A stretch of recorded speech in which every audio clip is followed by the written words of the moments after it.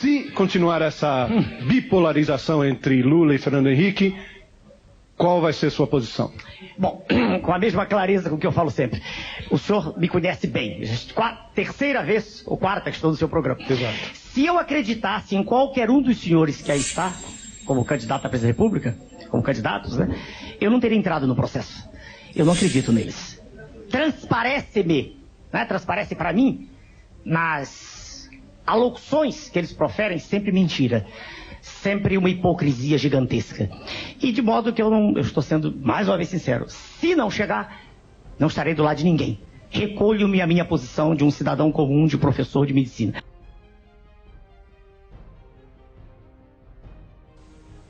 A minha pergunta é para o candidato Enéas Carneiro. Essa figura exótica que aparece na vida política do país de 4 em 4 anos como um meteoro eleitoral. Enéas, o senhor tem defendido posições autoritárias como o centralismo e o Estado forte.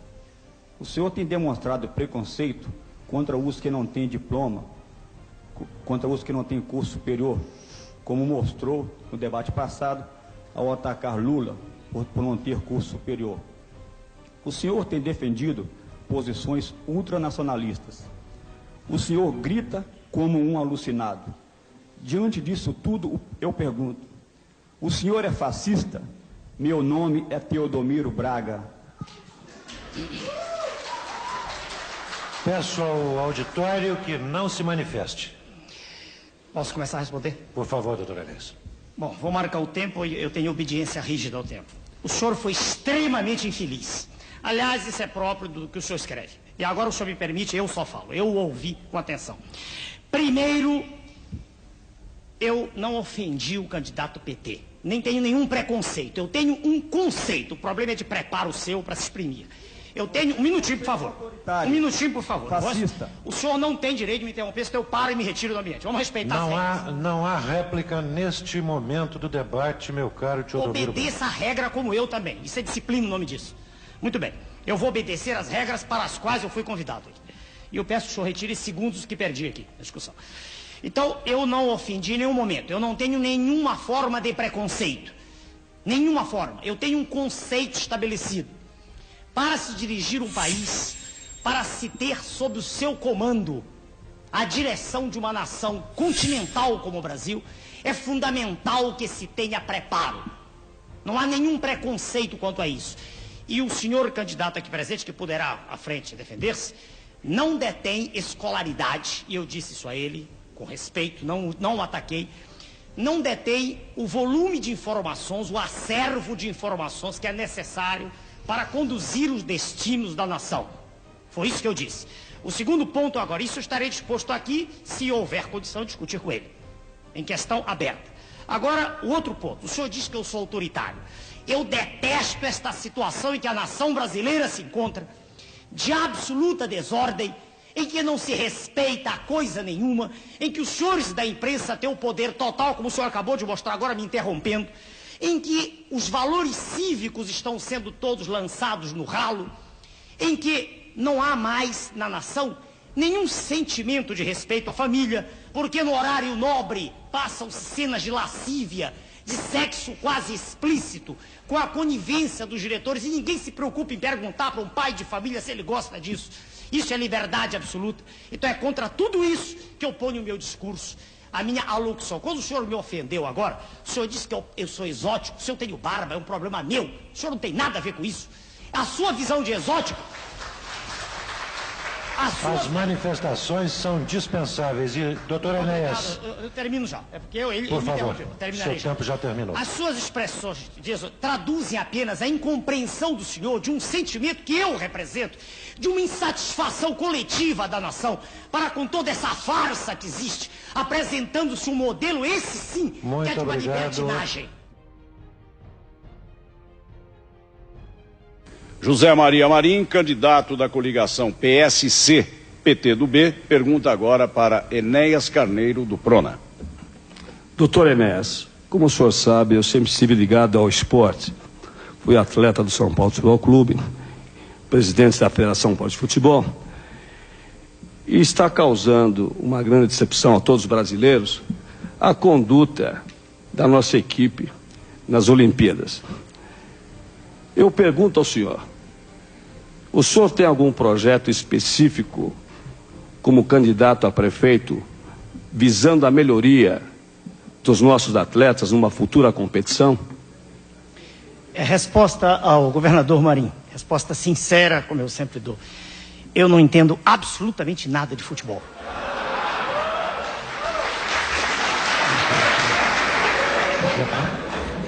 Eu queria aproveitar, já disse não, mas eu quero aproveitar meu tempo, tenho esse direito. Claro, 1 minuto e meio. Eu queria dizer para a população de São Paulo que o esporte é fundamental, mas que eu sou educador há mais de 3 décadas e meu esforço todo será investido em fazer com que o cérebro da criança que está nas ruas, que, como Aristóteles dizia, é um livro com as páginas em branco, que esse cérebro não seja contaminado pelo esquadrão da criminalidade, que toma essa criança, faz dela quase que um seu dependente.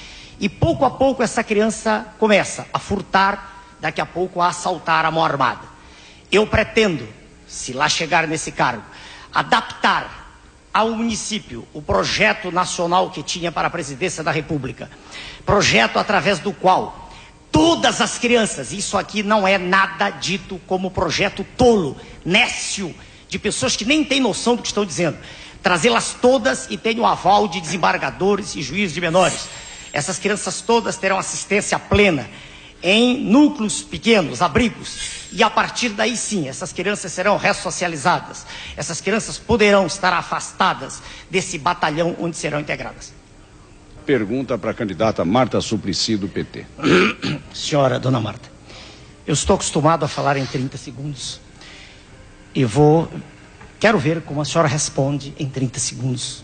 Vou dividir o tempo em 3 perguntas. Não, não é possível, é uma pergunta só. A senhora escolhe qualquer uma das 3, senhora, se eu gosto.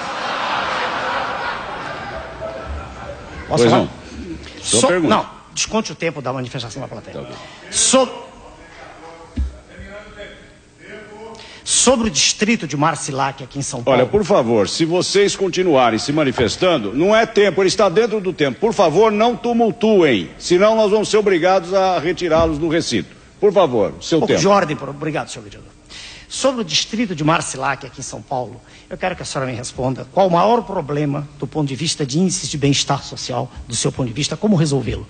A senhora escolhe sobre a potamografia de São Paulo, os problemas dela decorrentes para o município, qual a solução que a senhora propõe? Eu não estou sorrindo, dona Marta, estou lhe perguntando. A terceira é uma pergunta bem simples, se a senhora souber. Por favor. Qual é a composição, senhora, do ar atmosférico de São Paulo? Primeira coisa, eu queria me referir ao que foi dito do presidente de honra do meu partido, e que há vários anos acho que o senhor vem com essa história que o meu presidente se porta desse jeito.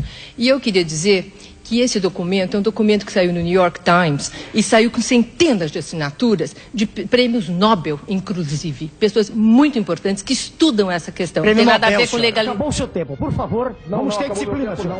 Disciplina, por favor. Fale qualquer coisa aí. 30 segundos para sua pergunta. Uma beleza. Ótimo. Já que Sua Excelência é o ex-presidente da República nada tem a dizer, eu tenho muito. Haveria necessidade de 1 hora de exposição, mas o avançado do tempo não permite que seja feito. E o mínimo de atenção e respeito pela paciência de todos que assistem aos pronunciamentos. Primeiro, dizer que poderia parecer despiciendas quaisquer considerações sobre o partido. Senhor? Não entendi.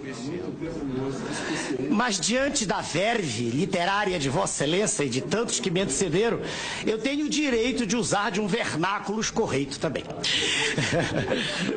E o serviço da dívida, e isso é apenas o serviço, cada vez maior e a dívida continua crescendo. É uma ironia curiosa, quanto mais se paga, mais se deve. Não é problema do governo de Sua Excelência, o presidente Lula, que não entende nada disso. Desculpem os líderes do PT, mas Sua Excelência, já discuti com ele certa feita ao vivo, não tem o mínimo de arrumação intracromossomial específica para dirigir o país. Não tem. Já disse isso ao vivo para Sua Excelência. Quando fui candidato a presidente, não estou ofendendo a honra, Sua Excelência. Não estou falando em nada que possa denegrir sua imagem do ponto de vista de caráter. Estou falando de inteligência. Estou falando de preparo. Qualidades, uma inata e desenvolvida até 16 anos em média. E outra adquirida com esforço extremo para quem nasceu em berço pobre como eu, que estudou a vida inteira, desde 9 anos trabalhando. Não há desculpa, como já disse o senador da República, para que Sua Excelência continue sem entender coisa alguma do que diz, falando a linguagem a mais tacanha possível, usando inclusive de expressões que representam assim quase que uma expressão, quase que a maneira de se exprimir tosca de um homem do campo, o que não condiz com a posição de quem está no ponto mais alto da nação. Isso é uma demonstração que já foi dita ao vivo.